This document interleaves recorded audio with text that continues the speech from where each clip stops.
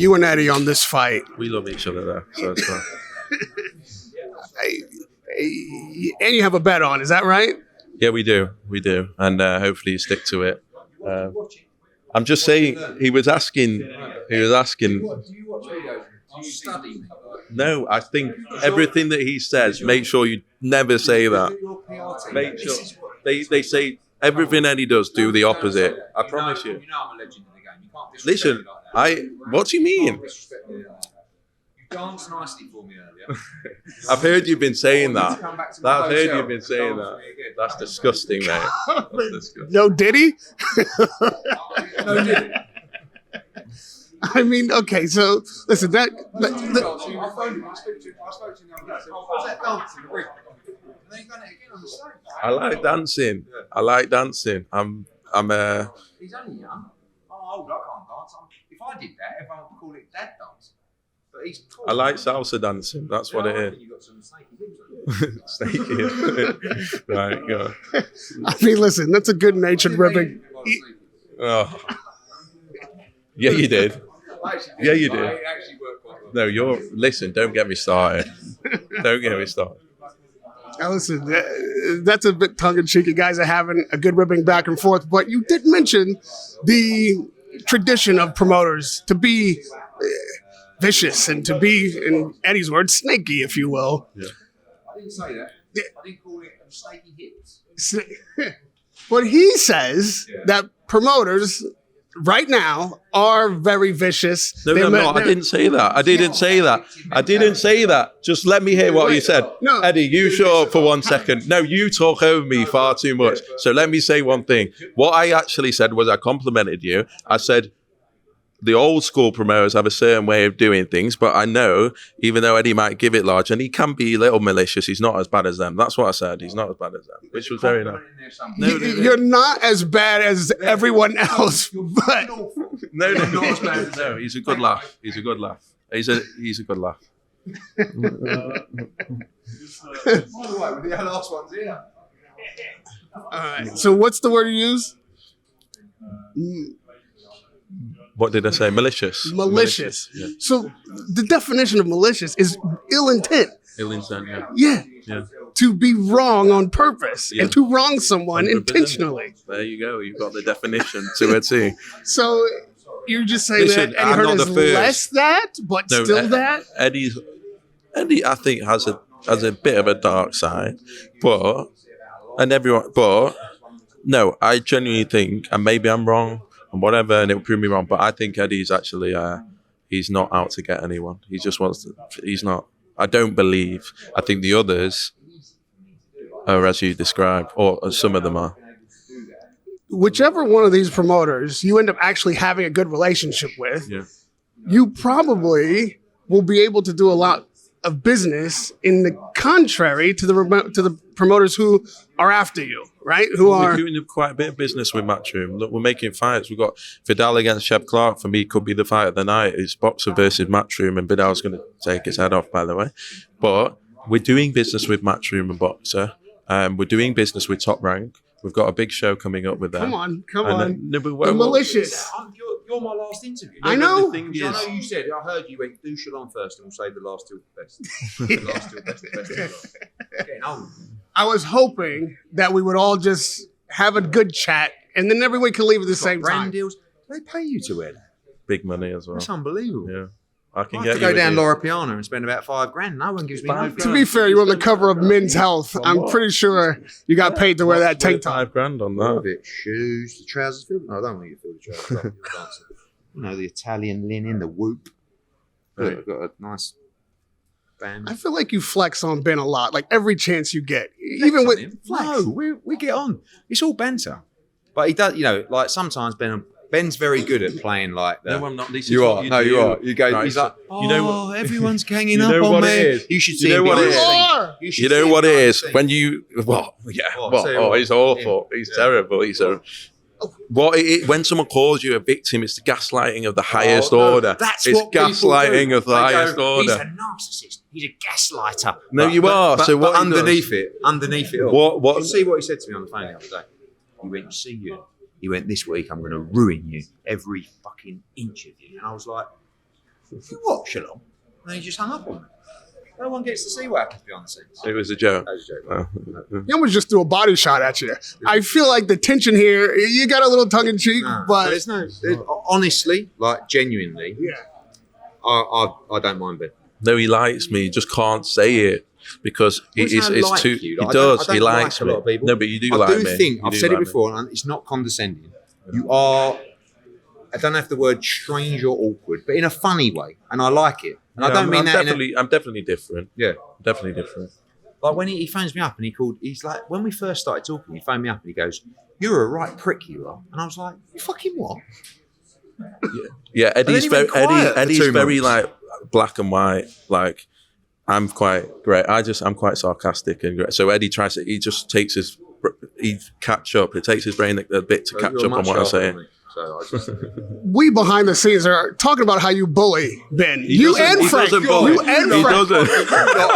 this is what I'm talking No, about. I Ben, felt sorry you for feel like I bully you. No, I felt sorry for Eddie. I felt sorry for Eddie when he was being called a bully because I felt he actually wasn't. He actually wasn't. But is he a bullying him dickhead? Is he a today. dickhead? Is he a dickhead? If you think He is sometimes a why would dickhead. I bully Ben? Like, I'll phone him up and go, "Fucking listen here, Shalom." You tell him to dance on stage. He dances, No. and then you Fuck come you. and say you've got him on the string. Fuck you. This is what I didn't say that. This is what he said. Listen. You shouldn't have said that. What have you been saying I said that? it's great. I said to Shalom, "Dance," and he went, No, what a load of shit. And you feel Right, like he you was got him saying. on a string. Listen, can I say? And if I was Eddie, I'd be the same, right? It's harder with the younger promoter because you feel a bit awkward and like a this and then like an older. It is though. I'd like Frank next to you.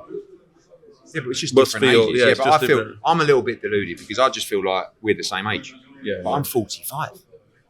you look great though. I feel like you're the big brother giving him a wedgie, and you guys laugh about it. We're very different people, but at the same time, when I came into boxing, I had the same fights. Right? No one really wants you to do very well. It's just the way, and it's not just boxing, it's whatever sector or industry you're in. Someone comes in, you have to, he come in a little bit different to me. He wasn't as disruptive as I was. I was arrogant, I was loudmouth, I probably made a few Yeah, mistakes but doing you that in had, America. you had a much more solid foundation than Yeah, but I had. came You in, I was like, understand well, that. I'm going to fucking Yeah, but tell all everyone. you had I was to like- do was Yeah, but you stand in came front of a in first camera. of all, and All you were had like- to do was stand in front No, of a not at camera. all, but I had to. Ben, I'm not. Ben, This Ben, is. Ben, yeah, I go had on. to build an entire stable. I had to overturn every promoter in British boxing You to were on get an Sky exclusive. Sports without any. There were 4 promoters. We had and we had no fighters, and you not one signed fighter. We No, I had get 4 that. shows on Sky. And you a got year, the backing. and I had to turn the whole industry over and kick all the promoters off Sky and get all those dates. And I did that. And you came. But you in, had a Matchroom had a very long-standing, Of good course, but relationship with that's- Sky Sports, yeah, and that's what of it was. course. But more important, but we had no fighters. Yeah, but that's how you start. We had no No, fighters. but also you've got all these other people that at the time the head of Sky Sports had very good relationships with, Yeah. and they didn't want to upset anyone. I had to go out there, build a team of fighters, do big shows to convince them to do it. What you did, which was the impressive thing, still don't know how you did it, but you still did it, is when I left Sky, that deal became available and you won the race. Yeah. That was impressive. Yeah. Because no one really knew anything about you. Yeah, but that And was you've got intentional. top rank, That was you've got- intentional. yeah, but you were up against some big Yeah, but I players had like to- that, and I'll give you the credit for that. I knew how malicious these guys were, not Eddie. That if anyone had known who I was, I wouldn't have been able to break into the sport because they're so good at blocking each people and blocking each other. They are, you know what it's like, But I think- and they stop things happening. So it has been, it has. We had to start from ground zero. He says he has to start from ground Not zero. ground zero, but But- everything's different. Yeah. You know, I had to take a boxing business that was non-existent to reignite it. You had to come in and overturn a lot of powerful people to get your deal. It doesn't matter. I'm not looking for a pat on the back. You done well, I done well. We've both got our own businesses. But that's what you did, which was impressive. Now, it's, you know, you're deep in it. And it's not easy. You know, it's a very tough business. Also, the market's been crazy since that. Yeah, You've but- had the Zone, but you you've know what had happens? Frank, Yeah. you've had Saudi, you've But had. It's much let more me tell you- competitive than when you had. All you had was Yeah, but Frank. we had on no money Box at the time. Nation. Yeah, but we also. had no. There was no market. No, but- like you were able to pay the fighters what it was because there was no competition. No, but the difference now is you've got all these mad people coming in overpaying. Yeah. Right. And that's when it comes different. I've been the overpayer. When I came into the American market with DAZN, we was overpaying everybody. And by the way, it didn't really work because I was sitting down with these fighters going, right, I've got this app, right? And they're like, and I was sitting down with PBC fighters, and then they'd go back to home and go, Eddie Hearn. For it. Yeah, but it's still, when you've got an app, you've got what I had the benefit of, Sky Sports. Yeah. Great platform. It enables you to go to the fighters. Fighters want to fight on Sky Sports, etc. The difficulty with the boxing business is that people come in, overspend, and you have to match them. Otherwise, you lose fighters. So it's never really a great business. But it's been since we came in, the competition's gone to another level. DAZN was the biggest rights deal we've ever seen in this country that you had. I know it was DAZN, but it's still a huge amount of money. You had Frank doing well on TNT, and then Mr. Turkey came and saved him, and then he did all right. And then the competition was, that's what it is. But anyway, it's good, it's healthy. Boxing is, people talk about boxing being dead. Maybe in the States, more than me. From the outside, it doesn't look too healthy. But in the UK, there's big British shows all the time, and it is very healthy. So it's in a good place. The one thing that you both had in common when you came in is Frank Warren was already there, already operating. You had your long and historied rivalry with him. You guys get on well now. Did the way you had to deal with Frank as a presence in the business differ from what is happening with Ben right now? I had 15 years of it. I would take his fighters. He would try and take my fighters. He would sue me most weeks or write legal letters to me most weeks. He would come out and drill me on social media, across with all you guys, and like, it's just, I saw Ben's interview the other day where he said, you question whether actually you want to do this. Do you know what I mean? And there probably is times where, but that Frank is the best applier of pressure you would ever meet in the industry. Yeah, he will make you question whether you want to carry on. Yeah, because it's a shit job, really. But the difference is, like, I say I was born into it because I found it from 8 or 9 years of age. But it's like, I love boxing so much. Like Frank Smith, we laugh all the time because Frank Smith's not a boxing man, right? He's not really that interested in boxing. He has no history in boxing. And he just says consistently, this is the worst business in the world. Look at darts. Darts is making like 3 times as much money. It's unbelievable. And it's like you just turn up, every venue's filled in the country. It's doing 2 or 3 times the audience of boxing on Sky. And it's just huge. And then you go into boxing and you're fucking arguing. Someone's stabbing you in the back. He's saying that. He's suing you. It's just, but it is also at the same time the most exciting business in the world. Like look at Saturday night. Sunday night. No. Whitaker's win. That's what you were going to say. Looking at last Saturday night, you wound him up, Ben, again today, about the 10 or 12 rounds. Would you have done what Frank Warren did? Oh, okay. No, if not as bad. You've caught Ben in that situation. Depends how early it is on, right? Because the longer it lasts. Identical situation. We noticed it up to 48 hours after. Yeah. I think if he would have called me, I would have wound him up quite a lot. And then I would have tried to sort it out. Your relationship with Frank is probably not very good. Not from our side. Yeah, but it doesn't really matter, Ben. It was the same for me. Yeah. Like, that same thing that happened to you. We would never have made a fight with Frank. Yeah, no. We never made one fight. At least you made a fight. So it's not that bad. Do you know what I mean? But honestly, we never even, it was the only time we ever made a fight was at a purse bid. John Ryder against Billy Joe Saunders. Yeah. I think Sam Eggington against Bradley Skeet or something like that. I can't remember. You did Billy Joe. Literally, we would never, ever make a fight between us. So at least they've made a fight. A few. Yeah. Now, you and Frank get on. You and Eddie are seeming to get on today.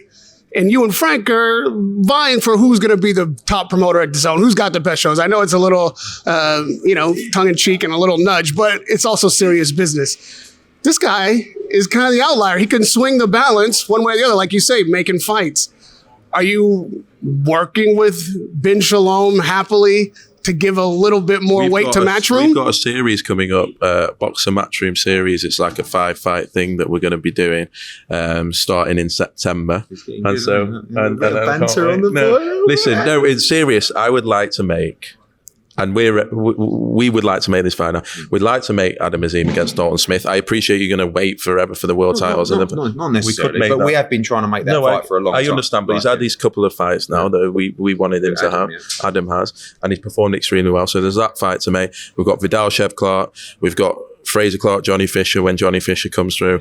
We've got Dubois against Harper or Beatrice. There's a lot of fights that we can make. Vidal against Shev Clark on Saturday is probably should be chief support. Can we move that to up the card? Would you agree with that? Yeah, I mean, is it the first fight of the night? Yeah, it should be. Wow, it should be before the main event. There's a good. I quite like Chris Billham-Smith against Brandon Glenn. I don't know how good Glenton is, but he talks a great game. Yeah, so the two best fights of the card are the two that the boxers are involved in. But which ones are those? It's Chris and Vidal, isn't it? Okay. It sounds like a yes to my question, to be fair. Smith, McKenna's a very good fight. It depends if Liam Smith, isn't it? Why do you think he loses? No, if he's the old Liam Smith, then he'll win, but who knows? I have to talk about the fight on Saturday. That's the only thing we haven't gotten to. Between the two of you on the dais in the press conference, I know you've had this long discussion about the bet and whether or not it's going to happen. If, as Ben says, it is a legal bet, you can do it without disrupting your promoter's license. Nobody is going to fine you. You're going to be okay. I've already said. There's $1 million on the line. There's quite a funny interview that's just we'll play out later. But if Robert Smith changes the rules, then we can do it. But Will you do it? Yeah, but he's not. I mean, Will you do it? But why not? We can do it for less if it's easier for you. Yes, it's a struggle for me. When I put the bet to Ben, he said we cannot do it because the British Boxing Board of Control. No, you know what it was? $1 million sounded like a really big number for me, and I was like, "Wow, this is crazy." So then, what I did, I went to my account. I went to my account. Well, even though Ben's an outsider, so you're getting better odds in the market. No, so I went to whatever, and then decided to do it. And then he's going to lay it off. No, I'm not. No, I can't do that. I'm not allowed to bet on fights. Bet on fights now. All right. So we're gonna do it, and hopefully Eddie will come through on it. And if I lose, then it'll be painful. But if I win, then it'll be fantastic. That's all I'm trying to get at. Will you do it? As I said, we'll speak to Robert Smith if it's allowed to happen. Then I think that maybe. To be honest, I don't see necessarily why promoters shouldn't be allowed to bet, but the board would have to. It's on. What it is we're promoting the event. Yeah. I spoke to a guy from the Gambling Commission. You missed this interview. Was it his name? Dave Harris. Where is he? Dave. No, he's gone now. Yeah, he had dinner tonight with his wife.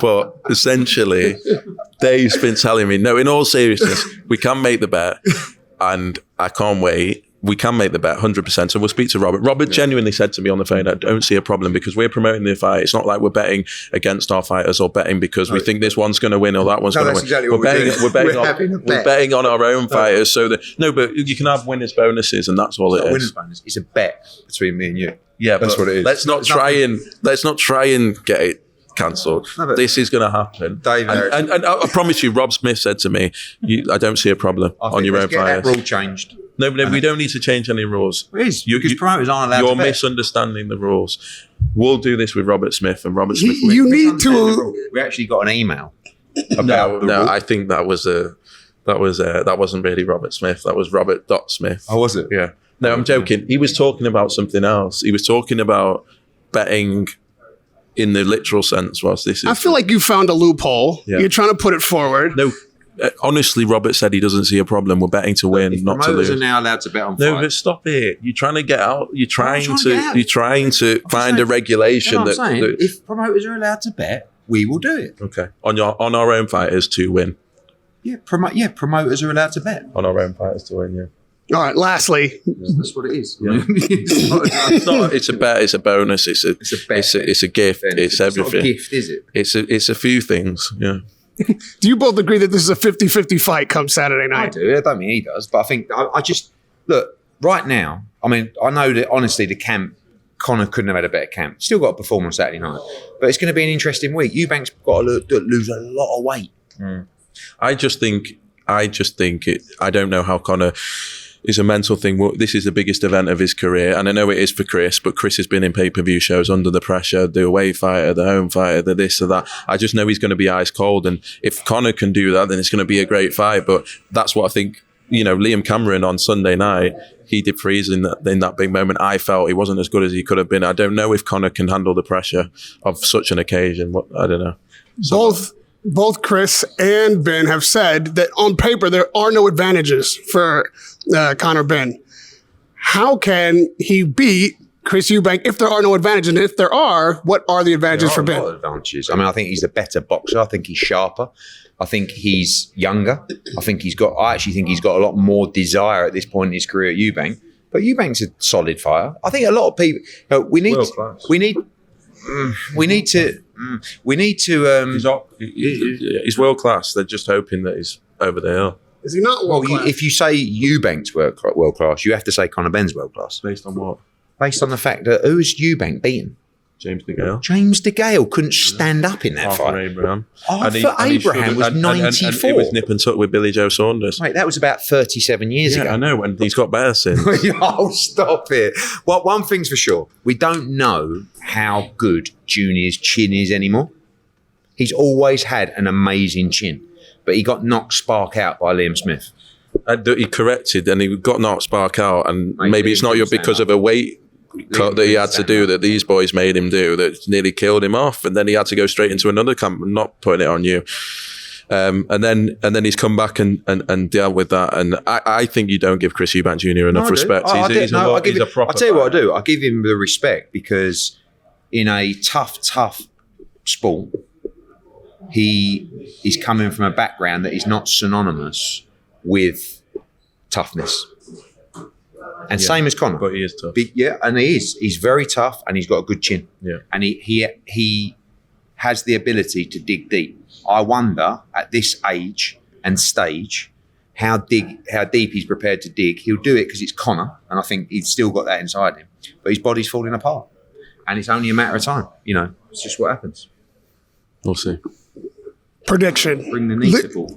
Listen, prediction. Both guys are at their top form. Even you can take the weight off. If both guys are at their top form, what happens?